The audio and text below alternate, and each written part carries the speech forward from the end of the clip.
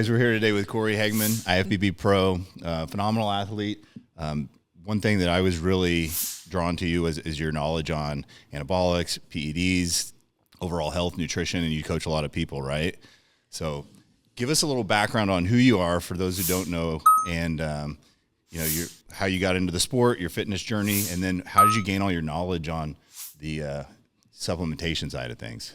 The fun stuff. Yeah, no, I can definitely get into it. So I started bodybuilding. I started competing. I was self-coached initially for my first few shows.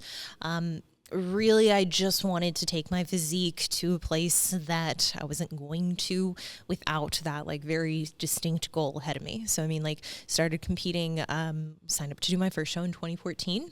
So I was in the teen category. I was 19 years old. Okay. And it was just really like, I wanted to see, honestly, can I take my physique to, at the time, like where I'd never been, like get to a level of conditioning. And then also like, I don't really like being on stage, being center of attention. So I was like, I'm the exact same way. Which like sounds crazy if you do this for a sport and if you try to be competitive. But for me, I was like, I think this will be good. Like it'll be a good challenge for me to put myself in that uncomfortable of a position. So I really tuned into like Lane Norton's content back at the time, because I mean, he was very much going against the grain of what, a lot of coaches were promoting, is that like it needs to be this chicken, broccoli, rice kind of like meal plan. And as someone who grew up, thinking, okay, you need to just restrict and starve yourself down, hearing someone, take a, I guess, more progressive approach at the time, feeling like, hey, actually you need to lift heavy as a woman if you want to have like the curves, for bikini specifically. So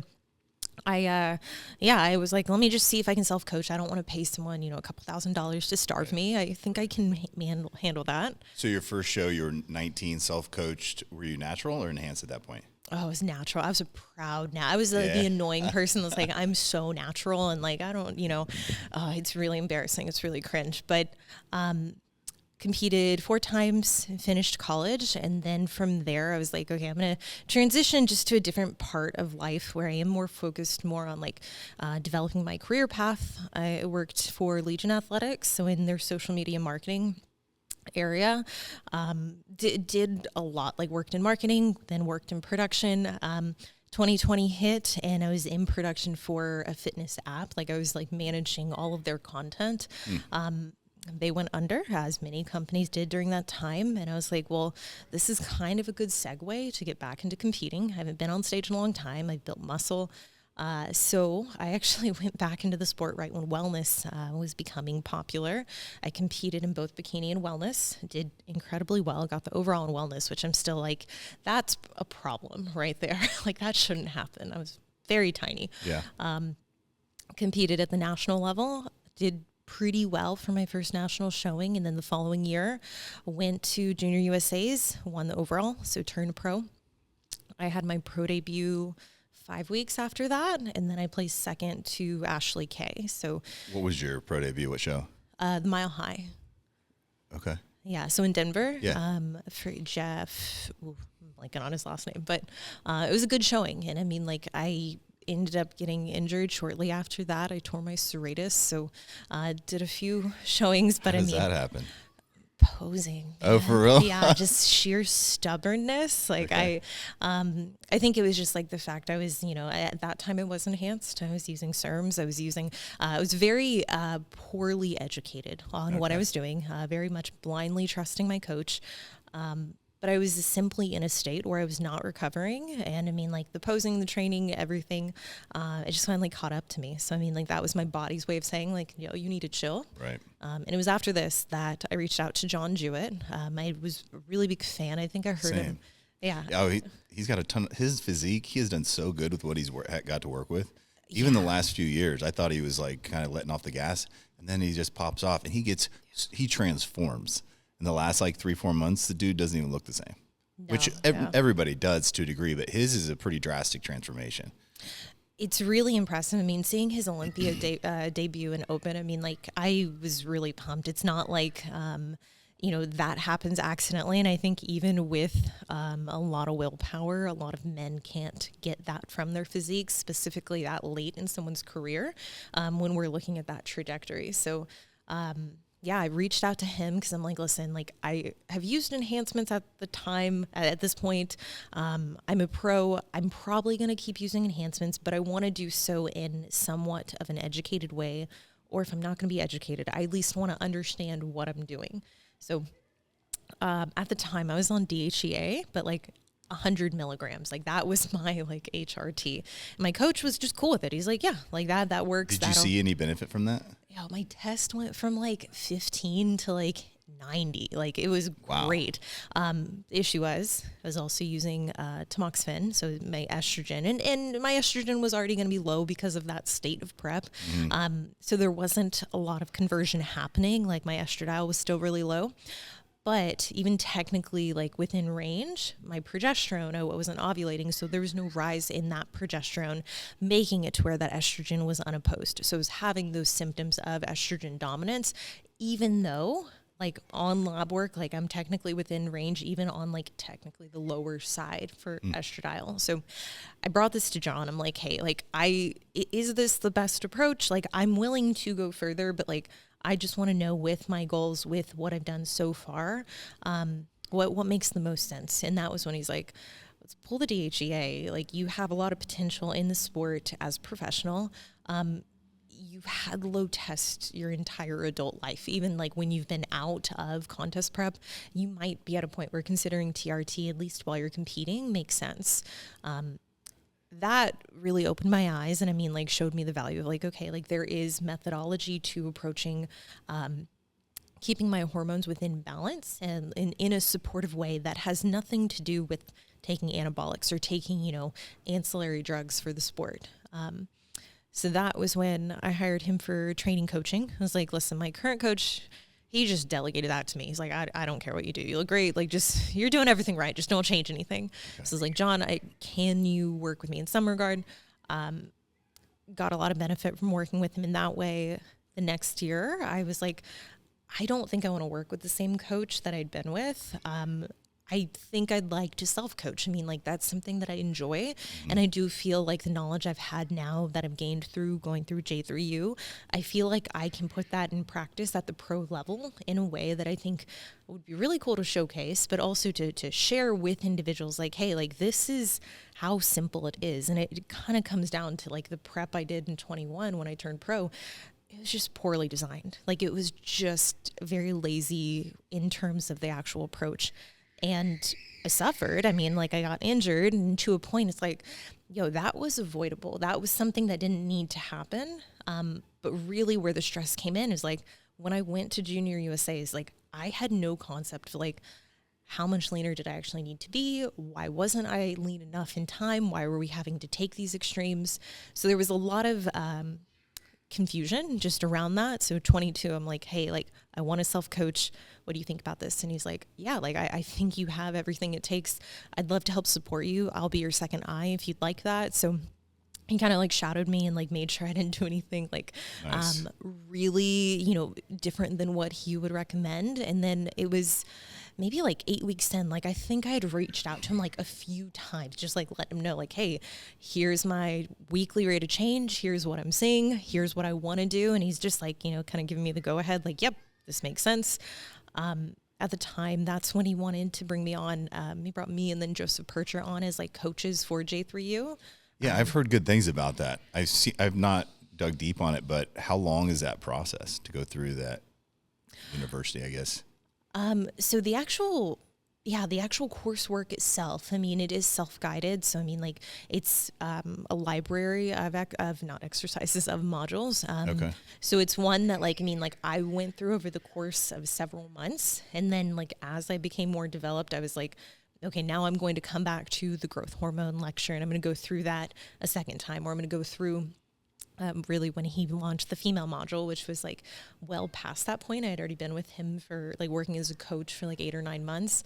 That was one I was like, okay, like this is going to be a real tool in my arsenal. But a lot of what I found like working with John is that, I mean, and I know he would agree with this too, is like the clients he coaches and the clients I coach, like there can be overlap in how we approach PED use. But the problems I deal with are very different than the problems that he deals with, which understandably. Is that because he's dealing with more like high level athletes and you were dealing with more like executives and people just overall health?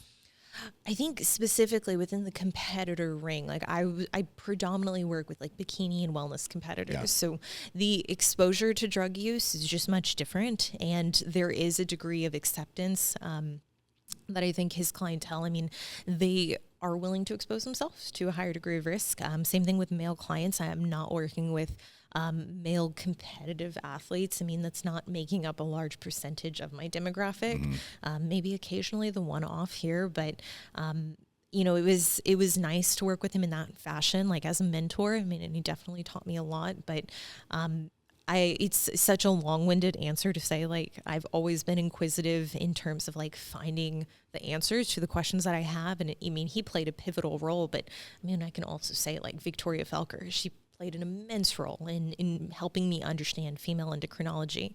So there's been a handful of people along the way, but really since then, because I worked with him for about a year, and then at that point it was like, hey, I think I'm gonna, you know, do this on my own. I'd already been coaching at the time, but it really made sense to kind of go my own way.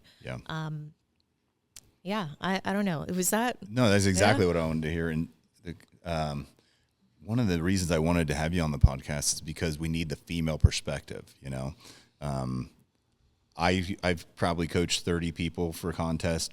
It's been quite a while, but I almost always worked with men.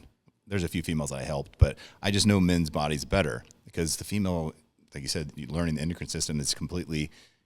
There's a lot of different elements compared to a male, and viralization, things like that. It's just a sensitive area. So I never worked with a lot of females. I just didn't feel like I was the best person to do that for them. So that's what the main draw. I love the information you have. I mean, if you guys look at her IG, probably 100 different podcast clips going over all this different stuff. So there's tons of knowledge. And we'll try not to overlap on some of that stuff. I want to keep it interesting for you as well. But one thing you said when you were talking about your previous coach, you mentioned SARMs. Not SARMs. What was I taking? Tamoxifen, so Nolvadex. Okay. Yeah. Just to control like estrogen and stuff like that. Nolvadex and Anavar, that's what we had in place. And I mean, the Anavar, it was good Anavar. But I mean, also, does it really matter at the time when I'm like, I'm already itty bitty, like I'm under muscled? Like Anavar is just, sure, it's helping keep muscle on and it's creating like cosmetically a fuller look. But the root of the issue is like, I'm having to get stupid lean because I'm undersized. And I think that's one of the primary issues I see is that people will reach for SARMs or anabolics, in the case of Anavar, to compensate, to really keep that size on and to keep curves on, when in reality it's like, you just need to commit to building that muscle. Your prep is going to be so much easier if you have that tissue and you're not playing catch up each time you go into a fat loss phase. Yeah, I agree. And I mean, a lot of people too, they put on the size, they lose it going into contests because they put on too much bad weight too. And so it's like they got to kill themselves to be stage ready. And a lot of times it seems like they're rushing at the last minute because they're not as lean as they thought they were going to be, right? Totally, yeah. And I mean, that was really the goal I had at the beginning of my prep in 22. I was like, I want to go in and I want to nail getting conditioned in a way and prove to myself that like, hey, like this, yes, is going to be tough. It's going to be hard work, but it's not going to take the extremes that I had taken previous season. So in 21, the coach I was with, like there were days where he's like, how little can you eat? Which I'm like, do you want me to fast? Like, are you kidding me? And it was like, cardio was like just so excessive. And the fact that like, I get frustrated in inefficiencies because like I came to him in January 21. I'm like, I want to do junior USAs. That's plenty of time to get someone who had just competed in December at a national show and did well. That's plenty of time. Like I was strict with my post show. I was strict with the reverse. Like I wasn't putting on bad weight. So to see that prep mismanaged, it like, I mean, looking back, I'm like, okay, that really lit a fire under me. Cause I'm like, like there is a systematic way to approach this that kind of highlights, like if someone is rushing to get in shape, like there were definitely clues. There were signs in advance, like way earlier on, that would have allowed you to at least catch this earlier and make, I guess, better decisions, so that you weren't, rushing those final weeks, that final month. Yeah, and then when that happens, then they lean heavily on the diuretics to get the illusion of lean, right? Yeah, that's interesting. I've prepped myself probably more than I've been coached, but I mean, I worked with Matt Porter in the past, Hani Rambod for a short period of time, and a few other guys, but I also like prep myself. I mean, I have the knowledge. The problem is the last like 4 or 5 weeks, I'm super critical, like hypercritical, and I would treat myself differently than I would advise somebody. So when you self-coach, do you still have a second set of eyes towards the end to kind of bounce ideas back and forth, or how isolated are you when you coach yourself? So the last season where I think John would agree, like it was very much self-coached, but he was my second set of eyes to make sure that I was still moving in the right direction. And yeah, towards the end, he definitely became more hands-on. And, we got to the point I competed, my first show of the season. It was way too lean, like unreasonably lean for bikini. But honestly, how lean is that? Like, what's your body fat? It would be hard to say, but too much vascularity. Okay. Tarek was pissed. He's like, why did you show up this way? Like, who told you to come this lean for bikini? Which, I mean, frankly, for me, I'm like, that feels good. Because I feel like in the past when I've missed conditioning, like, I mean, literally, like previous shows, like I had Sandy, like, oh, hey, like you came in a little too soft in front of the rest of the girls. I'm like, thanks, that feels so good to be embarrassed like that.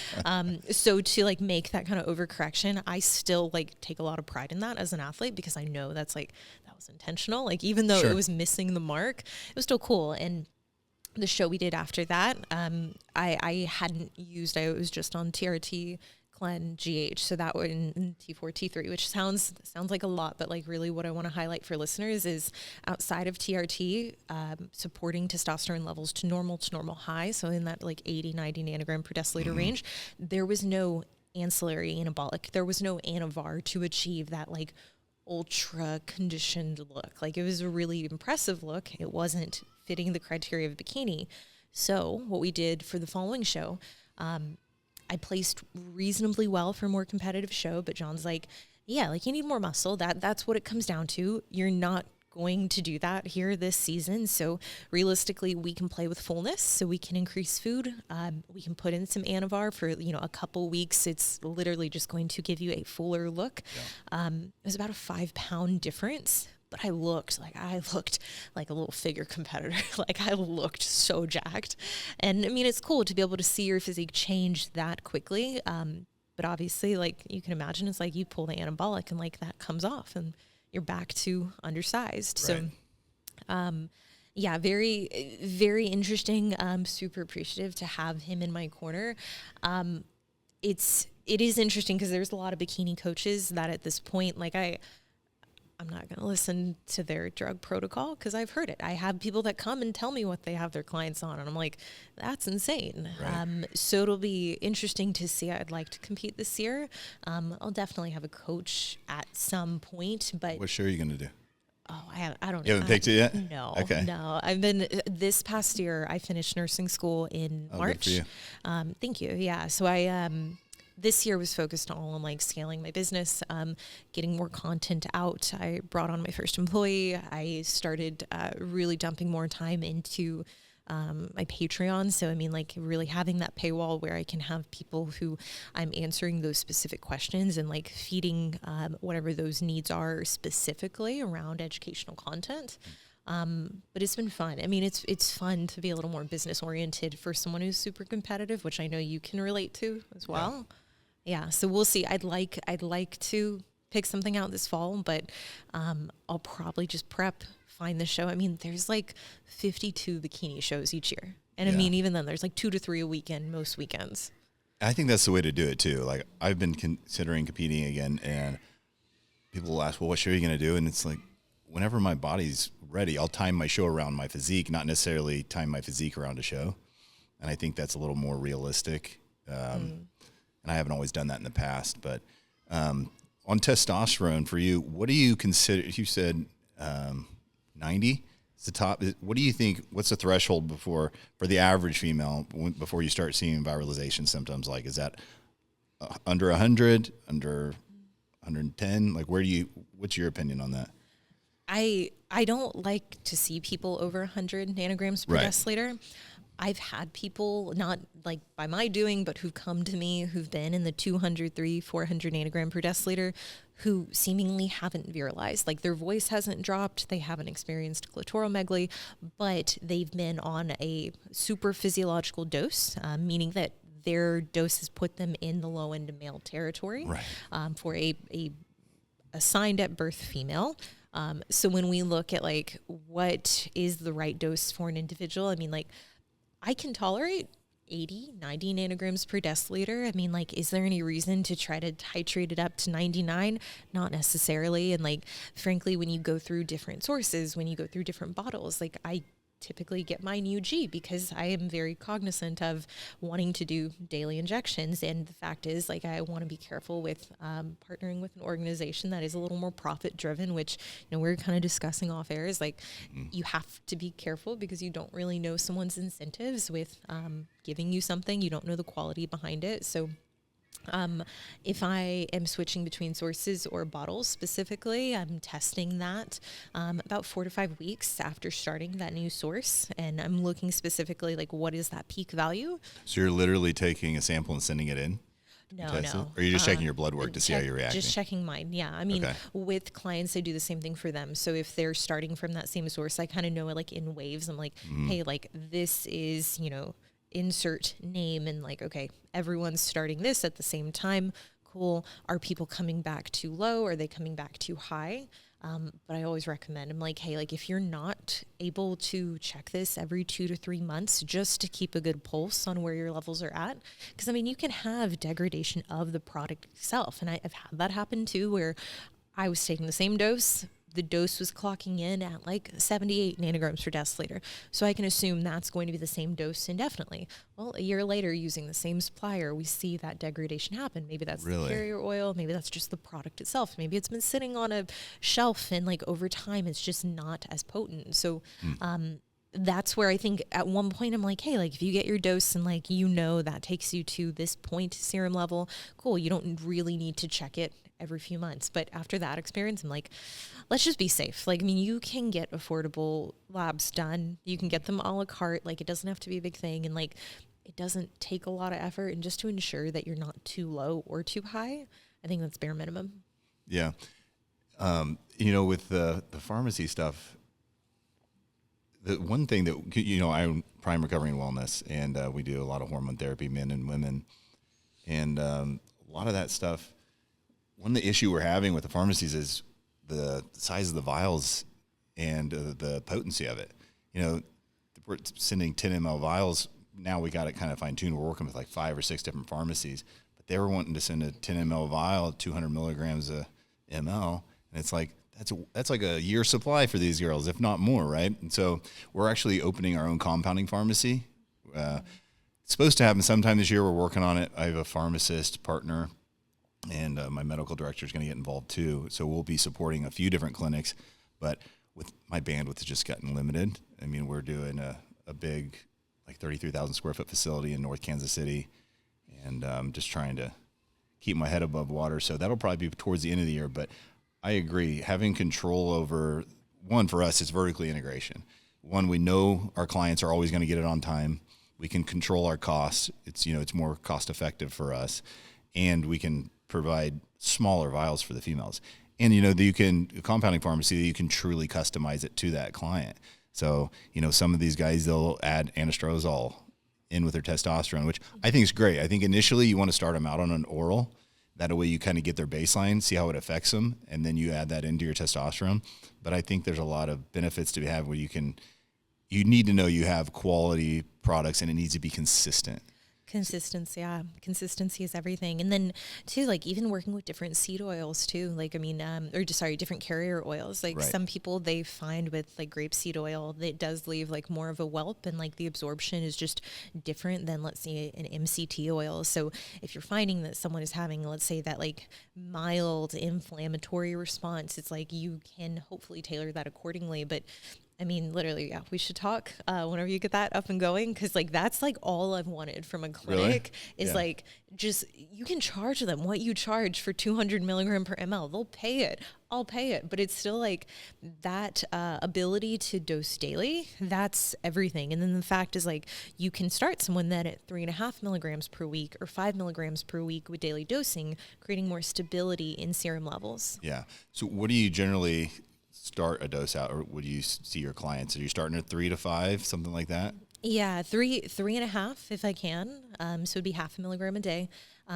If we already know that individual, like if they've been on TRT previously and they found that, they're just not as responsive. And I typically am looking at their free test, SHBG, DHT as well. So someone who, let's say, naturally has a lower degree of circulating androgens, I'm a little more inclined to push them up to 5 milligrams or even 7.5. Very rarely do I find someone needs 10 milligrams, and I typically find 10, 12. That's when we start to see not necessarily signs of virilization, but those more superficial, like cosmetic changes that occur. So oilier skin, just variations in like either hair growth or hair loss or even darker body hair, which again, like I almost equate it like each athlete, each female has like their own specific runway in which they can tolerate these changes. So myself, like I am Native American, I have very light, like blondish body hair. So it doesn't like naturally, it's not very dark. Whereas my sister, very dark arm hair, like leg hair, that runway, just comparing like two siblings, it's like I'm going to have more of an ability, let's say if those changes were to start to occur where it might not bother me as much, where I shouldn't throw my sister under the bus because this is most women. They're like, hey, like if it's already something that they're conscious of, I wouldn't even say like self-conscious, but if they're just like, hey,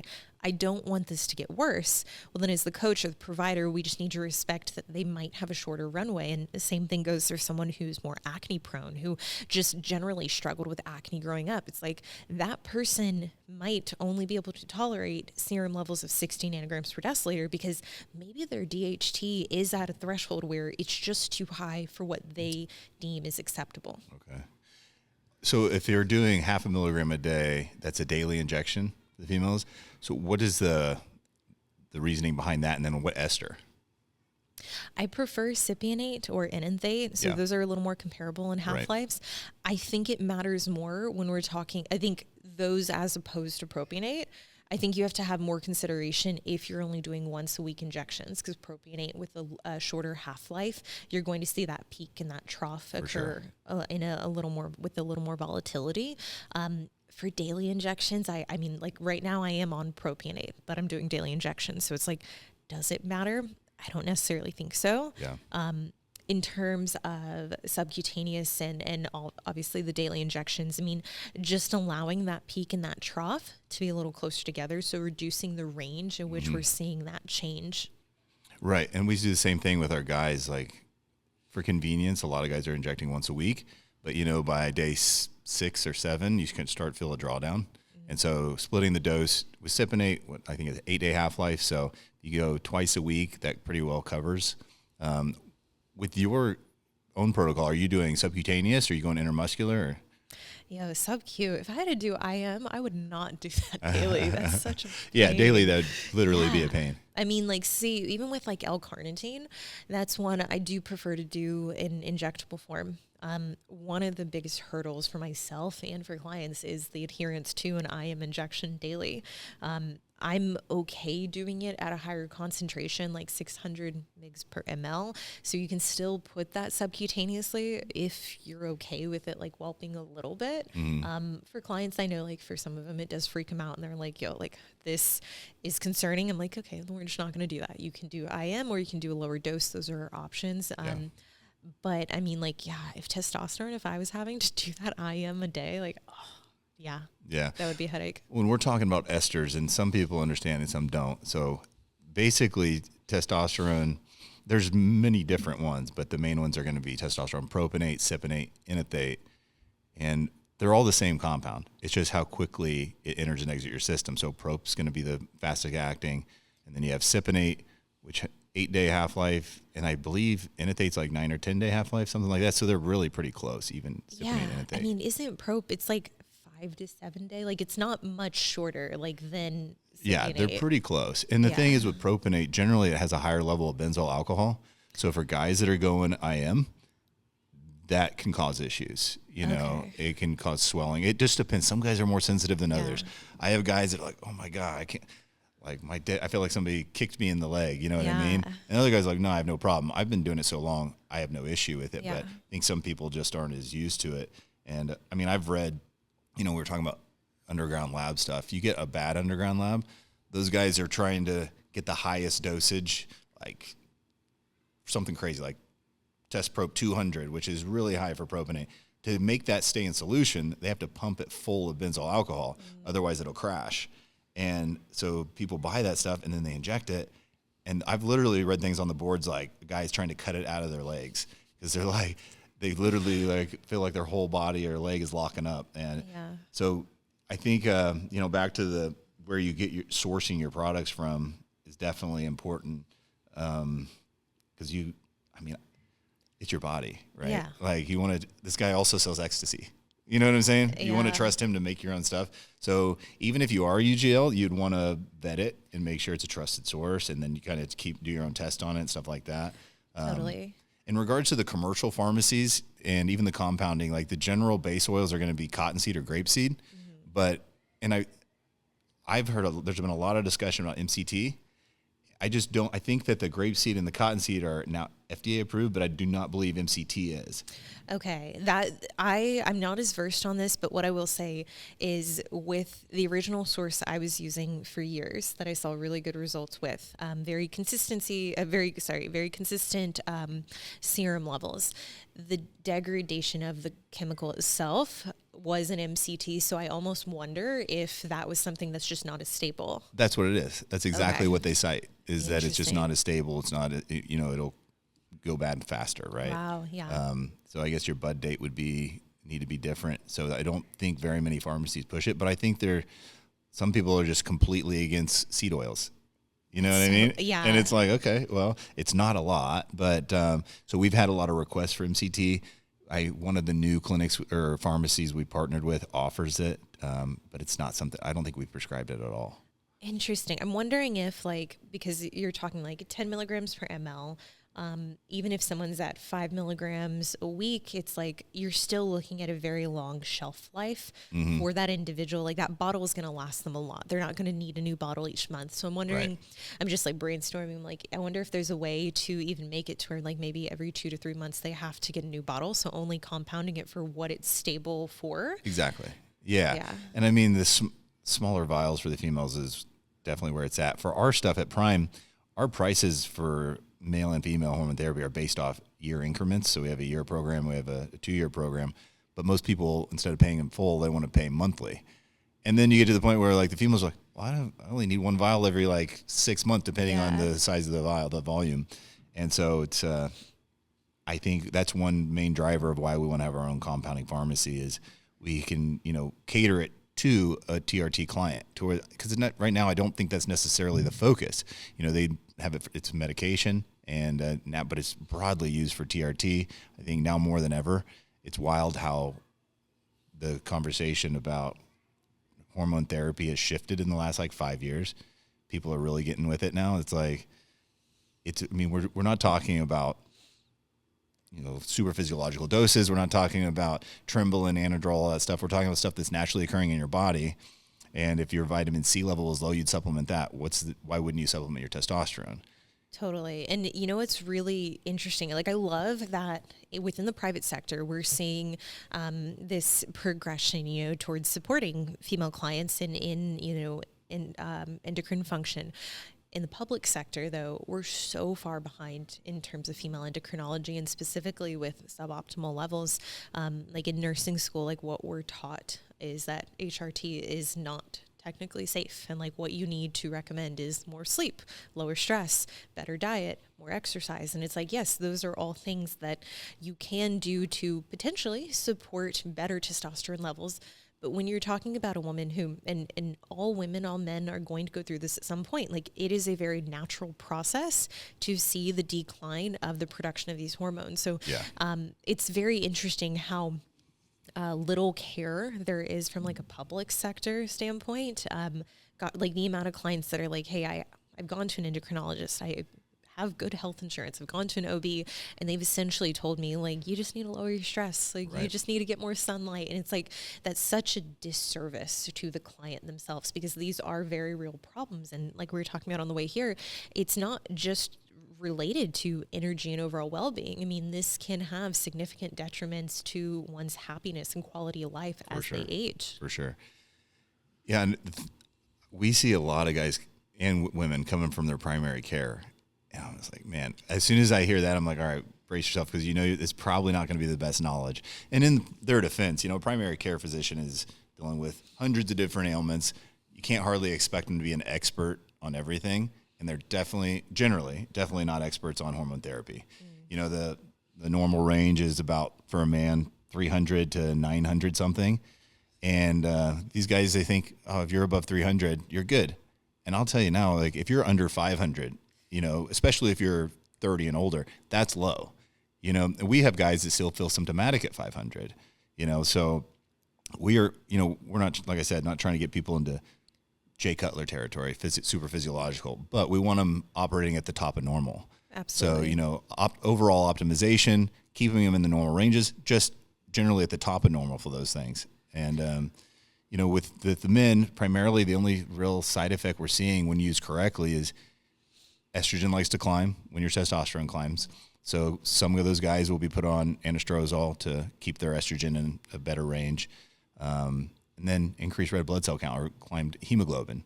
In that situation, generally what we do, we have them go donate whole blood, or like myself, I do the Power Red. Yeah. So I just donate red blood cells because I want my plasma, I want my platelets. And so I'll go in there if my hemoglobin breaks 18, then I go donate. And the nice thing about it is they need the red blood cells. I need to get rid of them. And when I drop that, they reap the volume you lost from donating the red blood cells, they put saline back in. So you're actually leaving better hydrated, and your blood concentration's a little less in regards to red blood cell count. So that's what the guys do. I don't know exactly what the protocol is for females, but what would you say are some things you would want to do to because I mean, when used correctly, there's generally no issues, but how do you stay feminine and still take these compounds?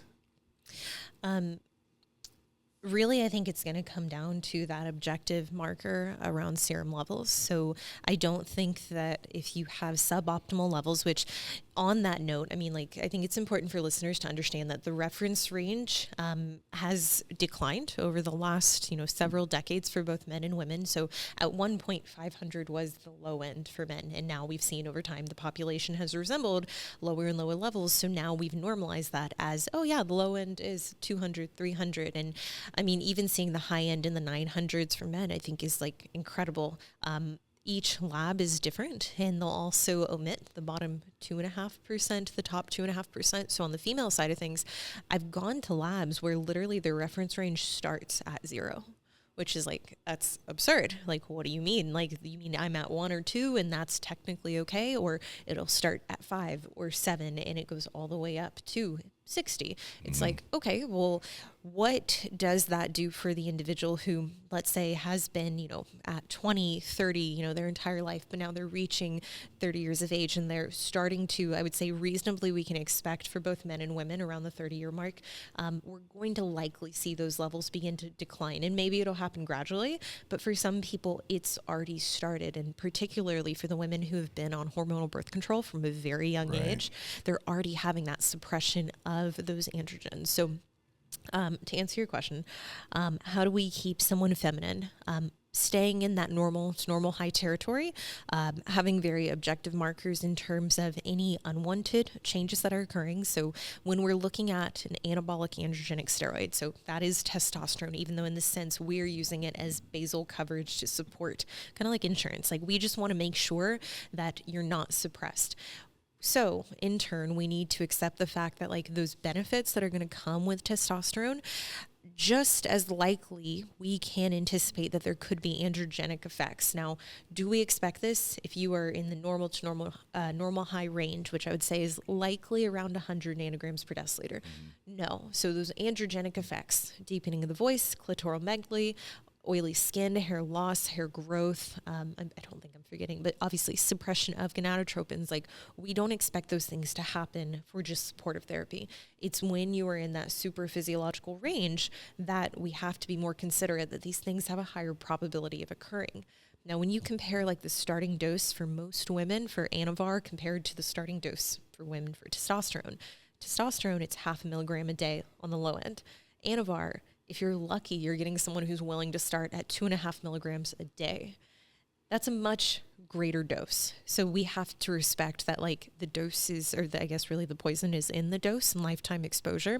And we can't really discern what someone's, I guess, life bar, that's kind of the analogy that I use, like, for androgenic potential.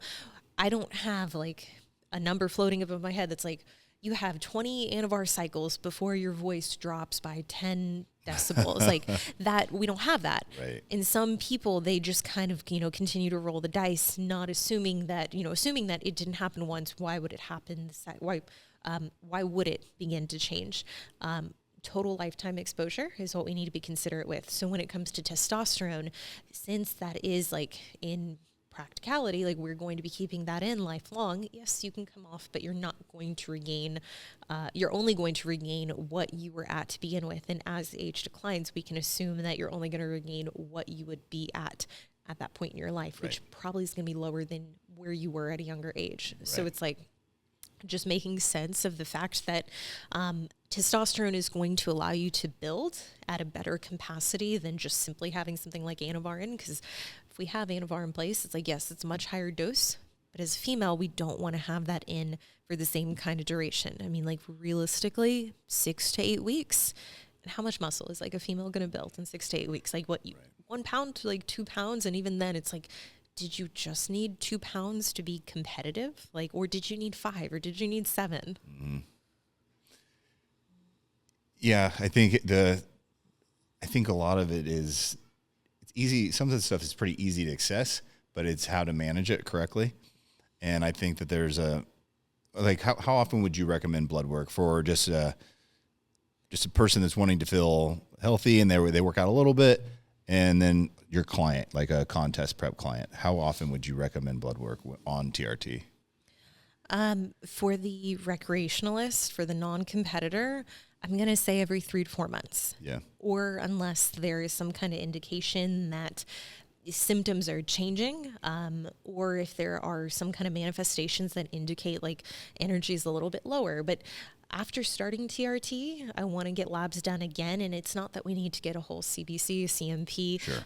But I want to at least get testosterone estradiol checked again, because even with females, we're going to see some degree of aromatization, which I love that you brought that up earlier, is that like we have to be careful about that ratio for men, because if men are already at an adequate level of threshold for estradiol and then we bump their testosterone up 2x, that might put them at a point where their estradiol is now much greater and could then manifest with symptoms that, I think across the board are unwanted. So really paying mind to what is the adequate ratio for the individual, both male and female. So recreationalist, on average, every 3 months, 5 weeks after starting a new therapy, for sure. For the athlete, pre-contest, I'm a big fan of that, specifically related to thyroid function. I don't have any problems starting someone off on T4, T3 at the beginning, like week 1 of prep. I think that's very simplistic considering what we know about the hormones. Also knowing going into contest prep, we can expect downregulation of their thyroid production. Now, I don't think it's controversial, but I know some people, they really love those like mid-prep labs and those end-of-prep labs. We know you're going to be in a shitty position. Right. Like if you want to stroke your ego and see like how bad are you doing, cool. But I think it's kind of a waste of money when you're talking about like labs are expensive. So for the individuals, like I only want to get them done absolutely as needed. Pre-contest, I'm going to say 4 to 6 weeks post-contest. Cause again, like those first 3 to 4 weeks, like you're probably not going to show any kind of improvement. the 2-week mark post-contest, that's probably when we're going to be removing thyroid hormone, so T4, T3. So realistically, it's not going to be till like weeks 5, 6, 7 that we're beginning to see that turn on again or begin to recoup. So those are the 2 times primarily I like getting it done. If we're using a compound like Primo, for my female athletes, even if the source is trusted, just because it is something that can be hard to come by in terms of an accurate compound, I like to know where their testosterone is at prior to starting Primo. And then 2 weeks after starting the cycle, I like to look at their test again, because on the off chance that it's inaccurate, that it's not what we think it is, if it is testosterone, we'll see that reflected in their serum levels. So just as a safeguard, that's something that is just for particular to me and my clients. Like, that's what I plan to do for myself if I do a Primo cycle. Yeah, I would say that's like a good net. Sure. Obviously, there are times like outside of that I'm like, hey, like, your TSH came back at a 4.0. Let's get, a more comprehensive thyroid panel done to explore this. Yeah, I mean, for us, our clients you can get blood work as much as you want, but the first year we required at least 3 times. And like you said, we do a 60 biomarker panel of initial labs. Then after that, it's a lot less because you don't need all that information all the time. But yeah, I'd say if you're an athlete and you're competing, then you probably need to be more mindful of it. If you're like weekend warrior, you're just doing it for true hormone replacement, then at least your first year, do it 3 times. Because, if you've never done it before, especially, you get your initial labs where your baseline. And then after you start therapy, so within like the first 90 days, at some point, get those labs done again to see how that dose is affecting you, see what it's done to your total T and free, and then estradiol. And that way, at the second blood draw and the third, by the third, we definitely should have it pinpointed to where this is the right dose for John. We got him right where he needs to be. He feels he's operating his highest potential. We're not in the danger zone on anything. We're just stopping normal.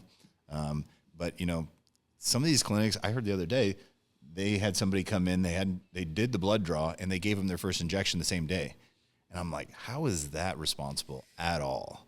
Right. So yeah, I think it's something, blood work's super important. All these hormones, at least the stuff that we're talking about, if handled correctly and managed well, there's little to no side effects, but you have to know what you're doing. Don't just be a gym bro and take what he says and just expect to let it ride. Cause most guys are ignorant to it. I know when I started bodybuilding, I was getting blood work maybe once a year, probably not even. And, that's not you're really just kind of hoping and praying that things go well. Yeah. And so to do it well and to really make sure you're operating like as a well-oiled machine, blood work's important. It's probably the most helpful information you can have to date. We do a DNA test as well. I think you pair the two and you get a really good amount of knowledge, but the blood work is significantly less expensive. And, I think our panel is like $199 for the initial labs, that 60 biomarker panel. Our follow-ups are $75, and they both include consults with it. So, people are like, I don't want to spend the money. It's like, dude, this is your body. You know what I mean? Like, there's so many guys, I tell them all the time, I'm like, more that's going on underneath the hood of your truck than you know what's going on in your own body. And when you're 20, okay, whatever. But when you're over 30, 40, that's ignorance. And you need to, one is for performance, but two, it's also, you can catch things ahead of time. We've had guys come in with elevated prolactin, and our doctors, in other clinics as well, he's mentioned this too, is they've caught cancer. And then they say, well, okay, you need to go see somebody. Once you get everything back in order, come back to see us, right? So we try and stay in our lane. We don't try and delve too far into diagnosing other things, but that initial panel especially, that's a great telltale sign to see if hormone therapy is right for you and if there's other things you need to address before you even consider that, right? So blood work is super important. There's no excuse not to do it. If you're going to TRT, any kind of supplementation comes with responsibility. The higher the dose, the higher the responsibility. And if you neglect to really identify that and take it seriously, you're asking for trouble, and you really don't have anything to stand on when things go wrong because you weren't doing it right. It's more than just your coach that says, take this is what I take. Okay, he competed twice, and now all of a sudden he's a guru. You know what I mean? It's exactly. Like you want to make sure you're getting the knowledge. One, your products need to be solid, but the knowledge and the guidance is just as important, if not more important. I completely agree. And I think something I want to highlight there as well is even for the female athlete who maybe isn't at the point in which TRT is indicated, but they are looking at things that can enhance their approach to fitness, whether they're a recreationalist or a competitor, future competitor. DHEA is something that is accessible over the counter, pregnenolone. These are ones that we have to be careful with because there are very clear indications on labs that would contraindicate DHEA for a specific athlete. So for instance, with DHEA, it's going to have a direct effect on testosterone and estradiol. Now, in the case that a female's estradiol is already on the upper end, or even, I'll define that, like if we're seeing 150, 200, it's like, hey, we need to be careful about this. And it's not just estradiol, it's also the ratio of estradiol to progesterone. So you'll see coaches, like kind of like the position I was in, where they'll just prescribe, they'll recommend DHEA because it's a very low barrier to entry. They'll put it in place for their client, not realizing that even from a physique standpoint, you could actually be then creating an issue. You could be worsening the look just on account of now you're raising estradiol. You're probably going to raise testosterone, but if you need that specificity because estradiol is good and you actually need to work on progesterone a little bit harder, maybe we do need to take the route of something that's a little closer to TRT and pregnenolone if pregnenolone is indicated. So that's where I think having a very comprehensive look at not just the hormones themselves, but what the hormones mean relative to one another, relative to where you are in that cycle. So that's another big thing is like clients will be like, yeah, I got my labs drawn. I got my whole sex hormone panel done on day 4 of my cycle. It's like, cool, that tells me nothing. Right. Everything should be bottomed out. Everything should be 0 pretty much. Versus if we're getting them done right at the time of ovulation, if we're getting them done 7 days before the period. So that's where I think what I try to do, and I believe you try to do this as well, is educate the client on the importance of timing these labs. Especially for women. I'm glad you brought that up because where you're at in your cycle can completely change your blood work. And you want to make sure that you're timing it right. We do have a protocol in place. I'm not one of the female experts in the company, but they would have them track their cycle, and then they pick a time to do the blood draw. So that's important, and a lot of people don't know that. You know? Absolutely. And it's not even just a matter of like saying you have a client come to you and saying, oh, no, I have a period each month. It's like that's cool. That means that you have a period each month. That doesn't mean that you're ovulating, which in the scope of like optimization, building muscle, if you are not ovulating, like ovulation is the epitome of female health. So if we're wanting to take you to a place optimally, that means putting you in a position where your body is not overriding non-critical functions, which would be ovulation, which would be fertility. So I think that's where like I really try to bridge that gap that like, I know you want to be, you know, the next Miss Bikini, whatever, but like that means that we need to have your hormones at least in a place where we're consistently seeing that ovulation occur. And without those labs, we really are guessing. Yeah, I agree. When you see estrogen that's too high or too low, what are the side effects that you're seeing with that in regards to like water retention, skin, stuff like that nature? So I think it's important to cover male versus female. Right. Typically with too high of estrogen for men, which I mean, like some men, if their natural test is like in the thousands, which like it's rare, but there are unicorns, they might be able to tolerate that 60, 75 maybe. But when it gets past the point in which they can tolerate, you tend to see, it's issue with actually being able to sustain an erection, right?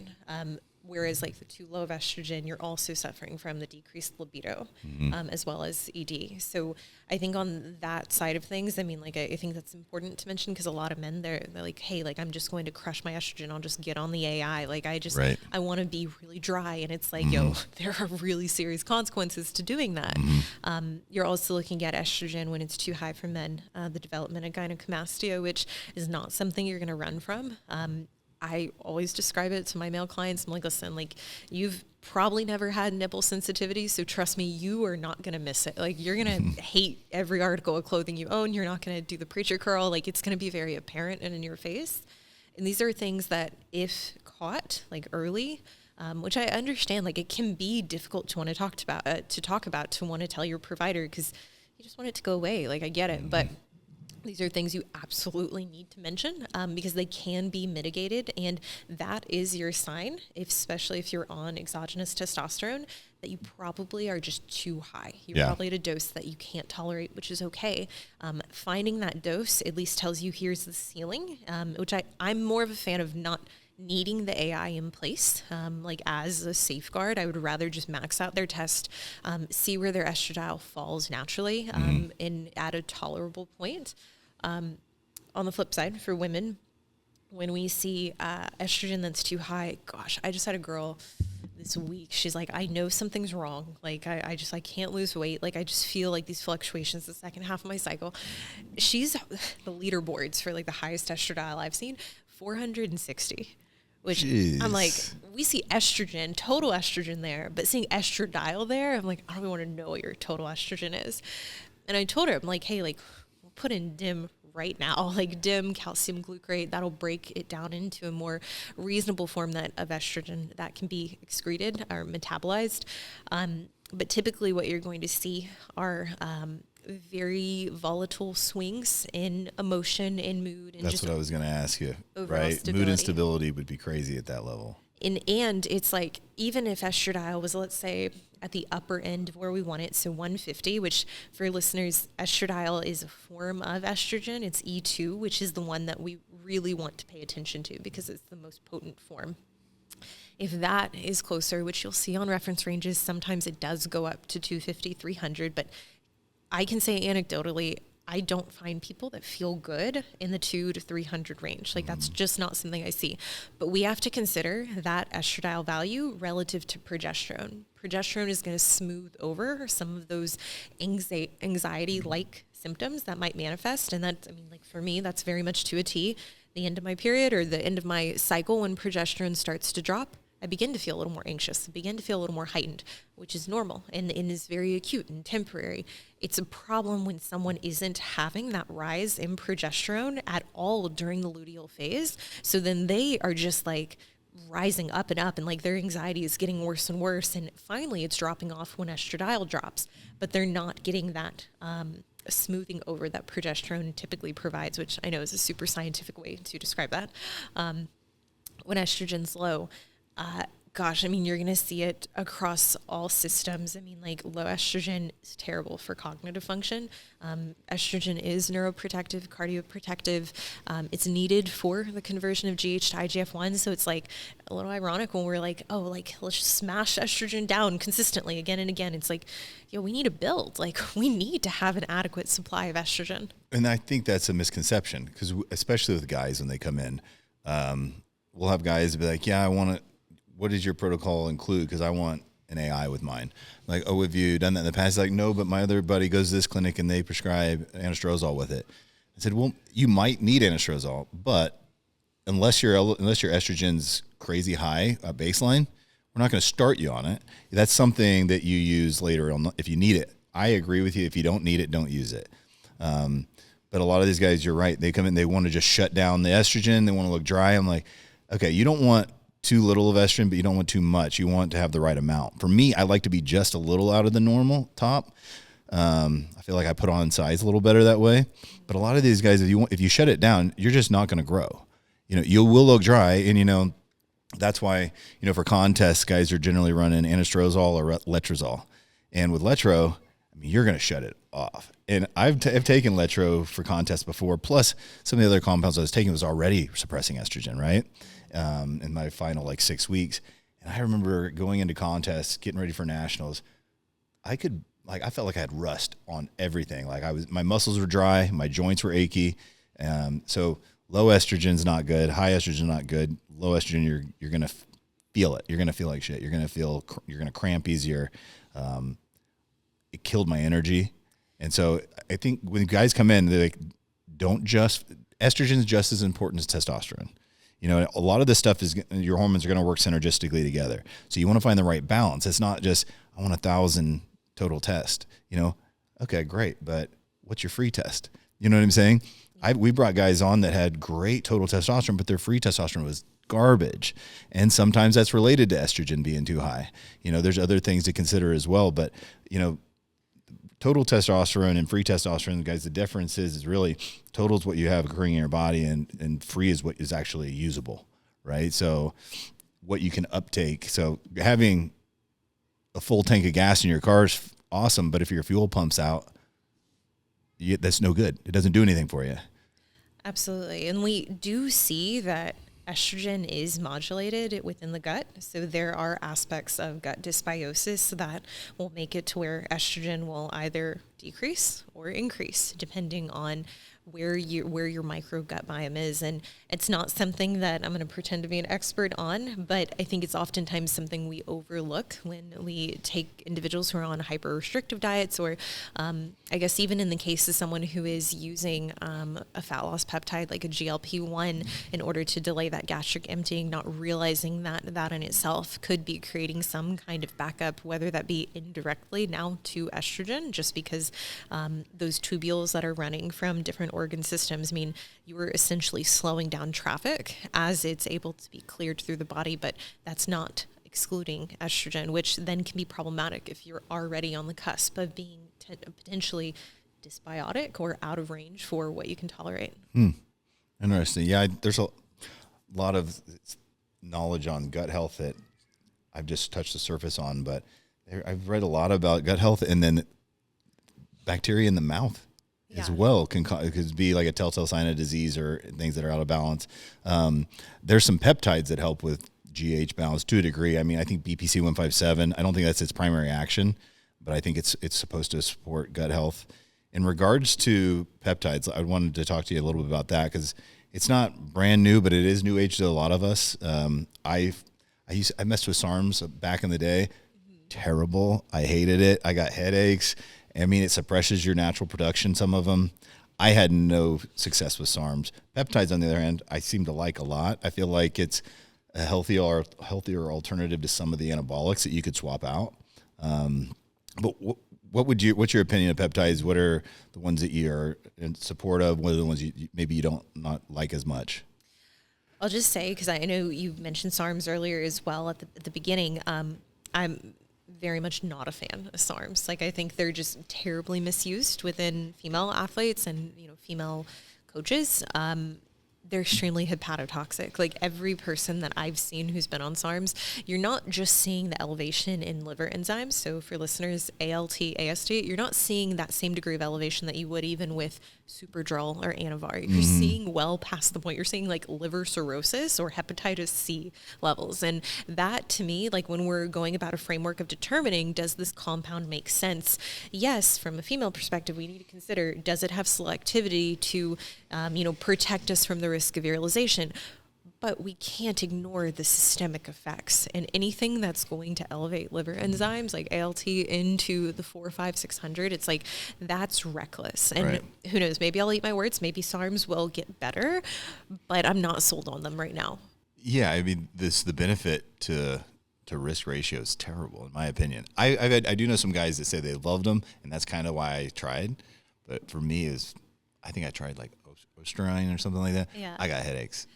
I mean, the thing is, like, we have meta-analyses on SARMs, and accuracy is really compelling. Like, 50% of the SARMs used in one of the studies that I'm thinking of, 50% were not actually SARMs. They were anabolics, which is right? Like, okay, well, yeah, anabolics work. Like, they're going to put tissue on you. So just like the pre-workouts putting amphetamines in them and stuff like that, right? Exactly.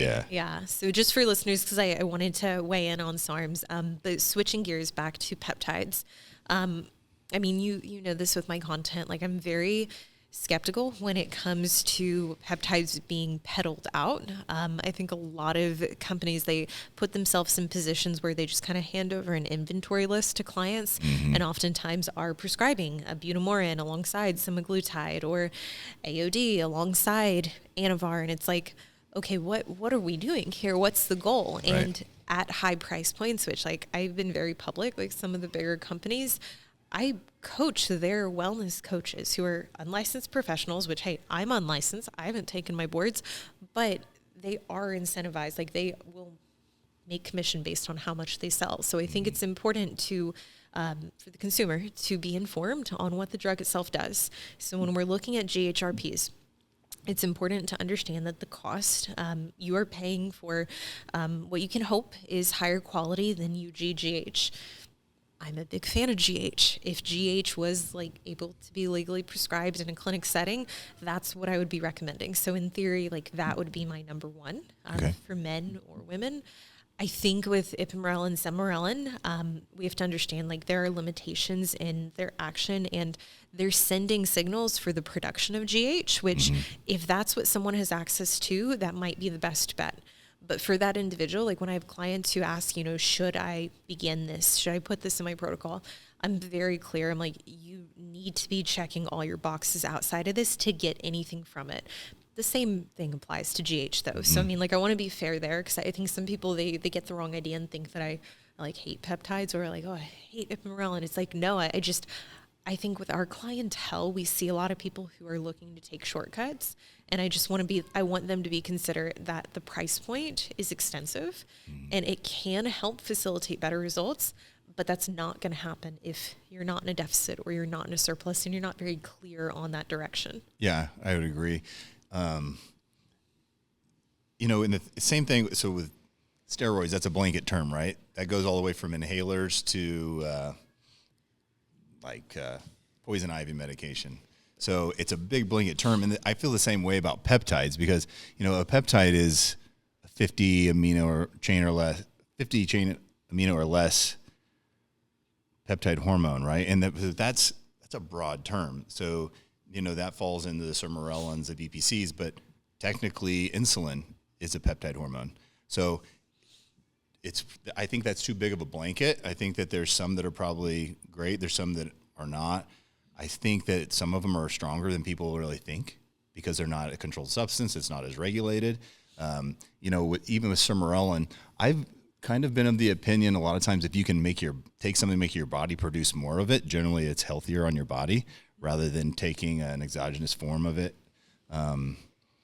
But it's when RMPs, whenever they do the consults or our doctors, they're going to treat that just like GH. It's like if you've had any kind of cancer or history of tumors or something, it's not a good shot. It's not something you want to be taking because it's going to promote growth of that, right?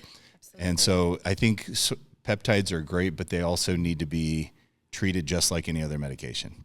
Totally. And I think even like the consumer's dollar respecting like, hey, like I know you're not serious about this. So like you can invest, but like I want you to be realistic about the expectations here, which that would apply to any drug, whether you're buying a fat burner over the counter or not.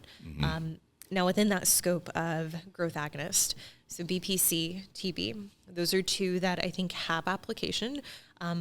I don't like the model of them being prescribed blanketly year round unless there is an indication, which I have a hard time believing there is an indication. For listeners who aren't familiar, VPC is going to have more of an effect on avascular tissue or tissue that is not as dynamic, whereas TB500, that's going to be more geared towards dynamic tissue, so muscle. So in the case of an injury, you want to superdose both of them? Cool. You can do that. The TB is probably going to have a better effect. The BPC, if you're dealing with ligaments, tendons, cartilage that, you know, is compromised or degraded, what I understand to be the case, I mean, I can tell you when I tore my serratus, like I was super dosing GH, BPC, TB, it was just, but you know what helped is like resting, not posing, not having low estrogen. So when we look at BPC, my understanding is if you're going to benefit from it, you're going to see those benefits in the first 2 to 3 weeks. And if you're not seeing that, I mean, like, sure, you want to finish out a 5-week cycle or a bottle, cool. I guess I take more of like a principles-based approach versus a protocol-based approach where I'm like, I don't want someone to just have this sin as a good faith drug. If we're talking about metformin, okay, cool, fine, go ahead. But I don't think something like that has the potential, and I think it's important for listeners to know too, it's like, these aren't compounds or peptides that are cancer causing, but they're growth agonists. Right. So if you are already predisposed to some kind of development or there's a suspicion of, you should be mindful of that if you're going to introduce them, and particularly if you're introducing them for long phases.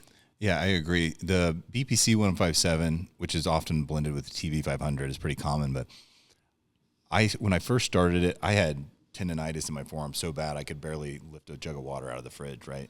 And I took it, and it drastically helped. So it was like a massive anti-inflammatory effect for me, a little bit of cell repair. But now I just take it as needed.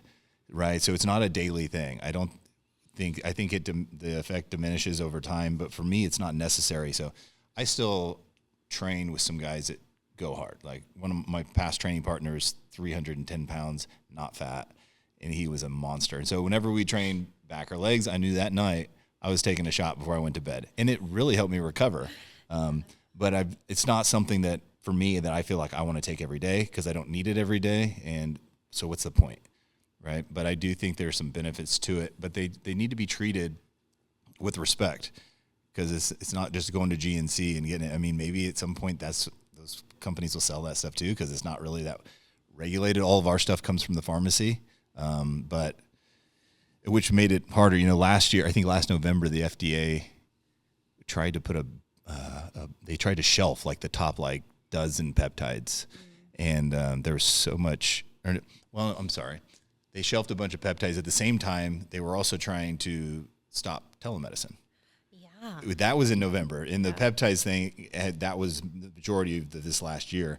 It's getting better. A lot of our pharmacies are coming back online with some peptides, but yeah, in regards to telehealth, since I brought it up, November they were supposed to discontinue telehealth, and so all the clinics, of course, were freaking out.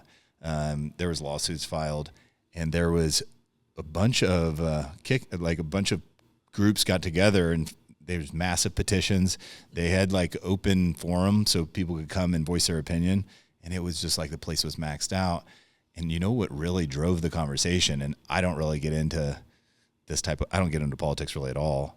But one of the reasons why they backed off is because you can still do telemedicine, was the trans community, believe it or not. And yeah, because they were like, we don't want to have to go into a doctor's office. That's embarrassing. We don't need, and so you can't take this away from it. It's hard to take something back after you've let somebody do something. During COVID, telemedicine got really big because you weren't going into the doctor's office, and it made sense, but now people are accustomed to it. Yeah. But yeah, so the trans community, which for the first time, I was like, I stand with the trans. You know what I mean? Yeah. I don't care. People can do whatever they want. That's their business. But they made a strong argument for it. And at that time, especially, the FDA and they don't want any of that drama. They stay as far away from it as possible. So I think that was a big reason why telemedicine didn't get discontinued. That's so interesting. I didn't know that. We, on that same line of thought, one of the avenues that we do have the trans community to thank for related to female HRT is we have well-designed studies that showcase those minimum effective dosages in which androgenicity can occur over a long period of time. So that's where we're drawing that correlation between over 100 nanograms per deciliter. That's when we can potentially predict androgenicity. So masculinization will occur because we have participants that are literally looking for the thing that non-transitioning folk are looking to prevent. So it's interesting. I did my first podcast with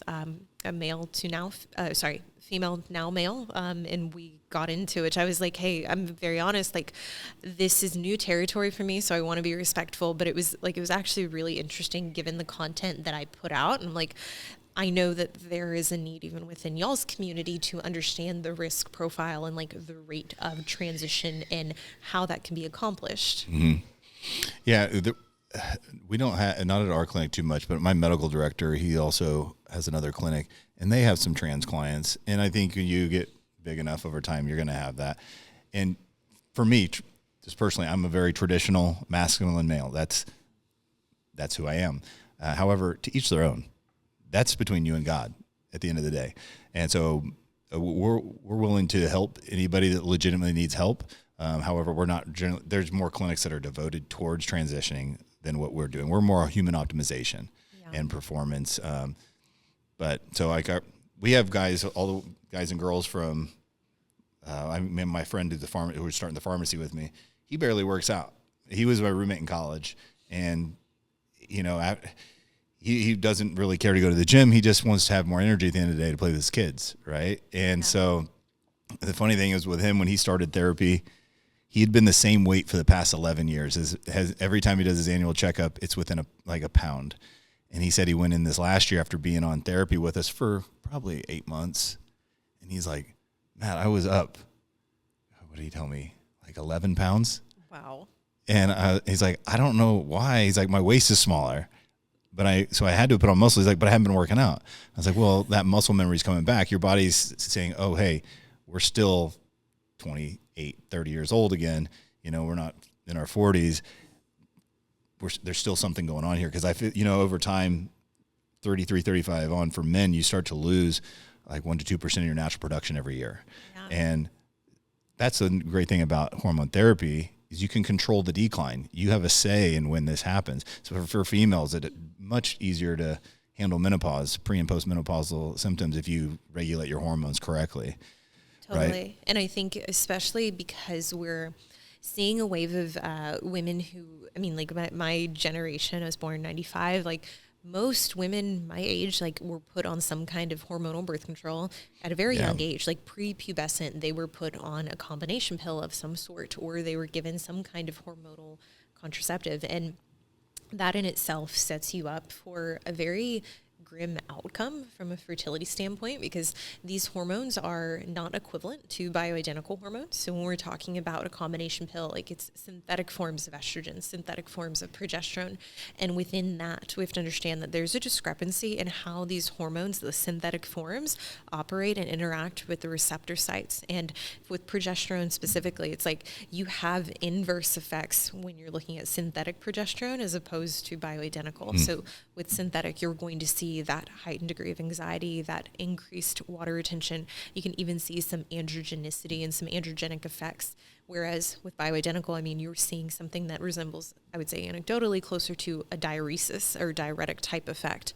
Whereas I think a lot of women in my demographic that I work with, a lot of them have just been told, this is what you need to have in place to be regular, to feel a little more normal and, I guess, regulated emotionally and, I guess, hormonally, which is such a shame because it doesn't take into account what this does to your circulating androgens. It doesn't take into account what it's doing to your precursor hormones, so your DHEA, your pregnenolone. So I think for the female athlete, and I use that term very loosely because I work with a lot of individuals, kind of like your friend, who like, they're just progressing through their life. They're hitting different milestones. Their focus might not be technically on fitness or competitions, but they don't want to sacrifice their quality of life. They don't want to lean into the natural decline that is going to occur at some point. So a lot of the individuals who are just, I would say, more conscious of these changes, that's the demographic that I gravitate towards. And I've really adopted as like, hey, let's take care of the non-pharmacological levers. Let's make sure those are intact. That way, when we add these things in,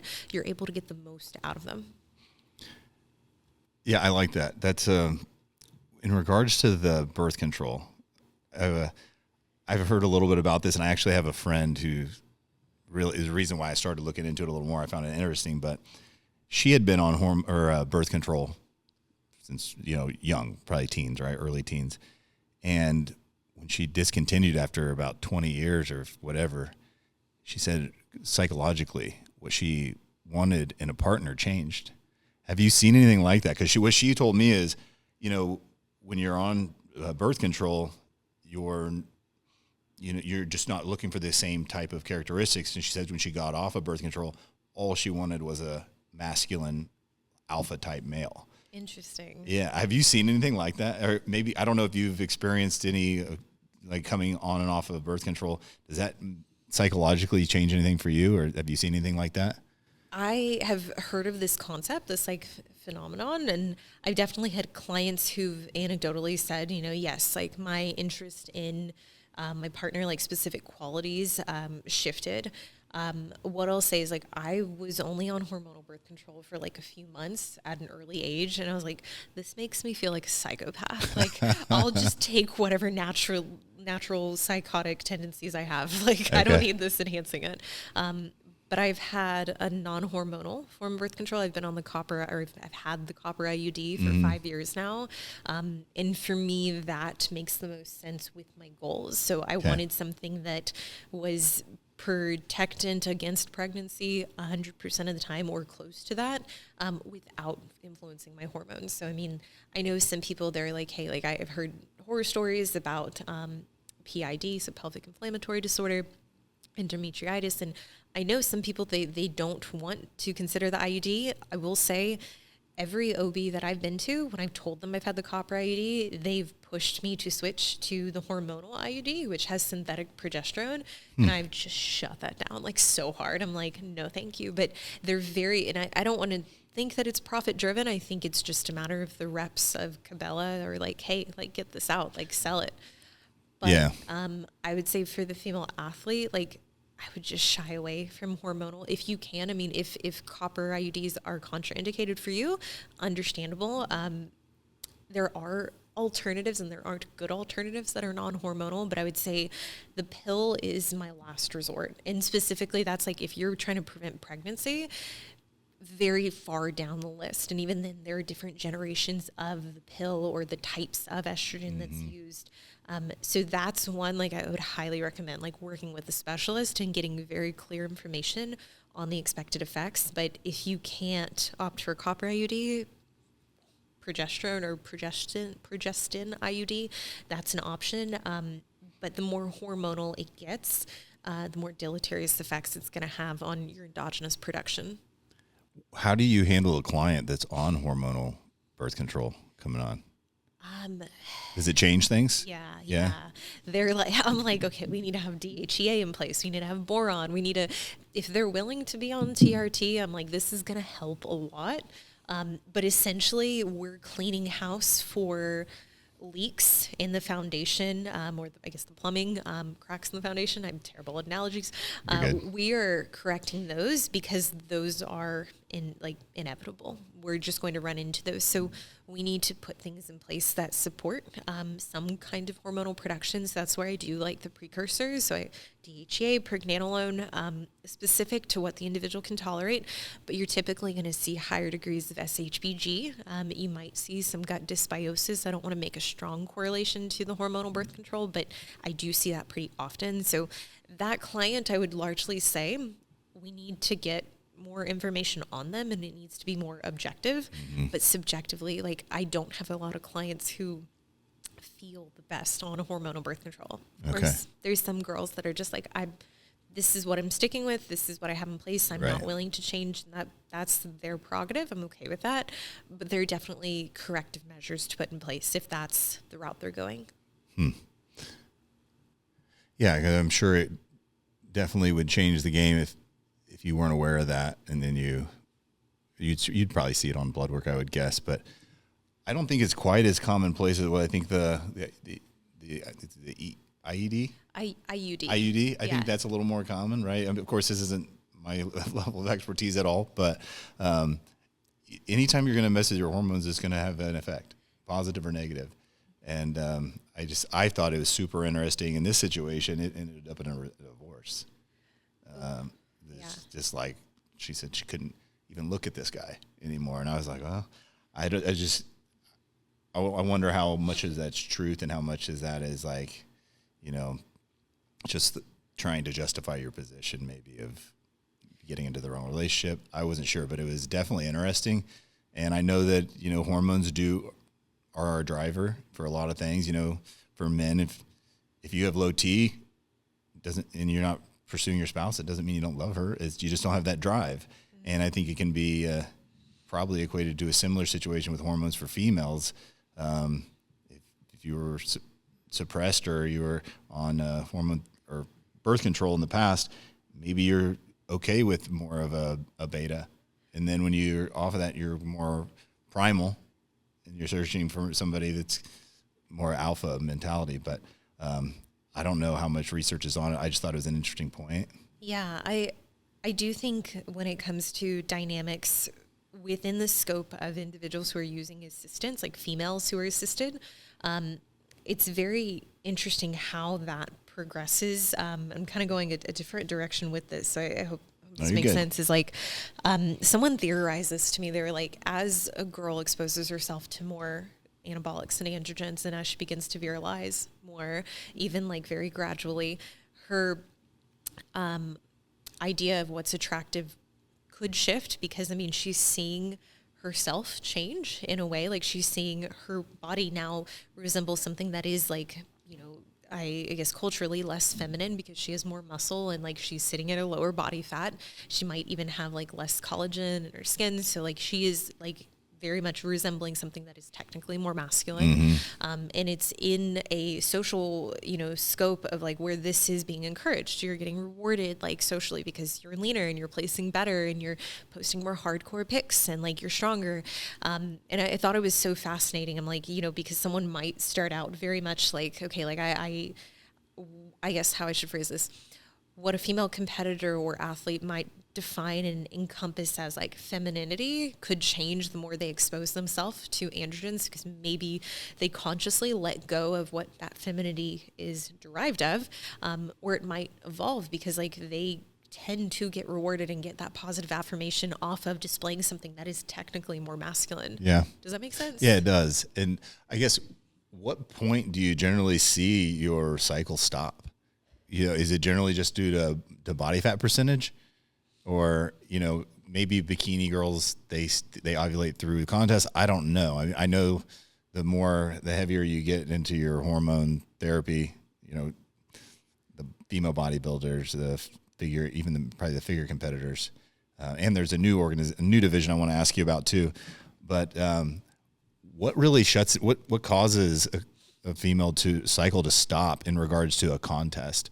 I'm sure there's other reasons outside of that, but when you're getting ready for contests, there's so many females like, my period stopped. I haven't had a period in 3 months. It's not uncommon, right? No, not at all. And so this is where I think it's important to differentiate between having like an actual period, having a bleed, and then stopping ovulation, like having an ovulation occur. So you can I'm sorry to do this to your listeners, the bleed itself is caused by this drop off in progesterone, even if the amount of progesterone is inadequate. So like estradiol, think of estradiol to progesterone. Progesterone is like the shell of an egg that essentially comes off the egg that we're allowing to release every month. It should be fertilized, and if it's not, okay, that shell is going to fall off and now it's going to release. Even if that's insufficient, you still might get a bleed. So the question is like, when do we see your body come in and be like, shut it down? Like, I almost like to think of the analogy, like some people's parents are really strict growing up. They're like, yo, you got a B-, like you're grounded, give me the keys, like you're not going anywhere for the summer. And then other parents are like, hey, like stop coming home drunk in the middle of the night at 3 a.m. Like, and it's a slap on the wrist. Right. Your body is going to ultimately determine where they are in the sliding scale, but it's like your HPO axis, so hypothalamic pituitary ovarian. So for men, it's gonadal, or if we're talking about thyroid, it's thyroid. But essentially, this axis works relative to allostatic load. So that includes real stress as well as perceived stress. So real stress could be the state or the lack thereof of energy availability, so calories. Some women don't have to get that lean or don't have to be in that big of a deficit for their parents to grab the keys and be like, I hear you. You're grounded.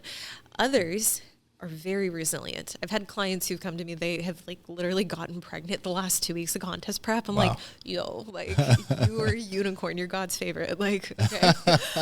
But there's no way, it's kind of like with the life bar. It's like, there's no way to know where you fall. I mean, like generally we can theorize, be like, hey, if you shut down very early on into a diet where objectively, like, you're not having to dig that hard, then we know we can't necessarily take that client as deep because they're probably going to experience deleterious effects, meaning that they're going to be anovulatory, even at a lower degree of exposure to stress, in this case, contest prep.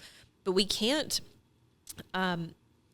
downplay the role that like total lifetime exposure to being anovulatory has on overall fertility. So that's where the conversation around family planning comes in. So I'm undecided if I want kids, but I know that I want to be at my peak athletic performance, and that encompasses ovulation. So even if kids are off the table for me, it's still like I need to preserve that ovulation each month. And if something's impacting that, if I'm not in a contest prep, but I'm really bogged down with business and my stress levels at home are really high, I need to address that. And I think that's a matter of like being able to be very quick and efficient with identifying stressors and correcting them. So that might be changing your environment. If you're in a very poor relationship and that's causing a lot of intrinsic stress, which I know a lot of listeners, there's some of them that might not be ready to admit it, but like it's that home environment is way more stressful than they want to lead on.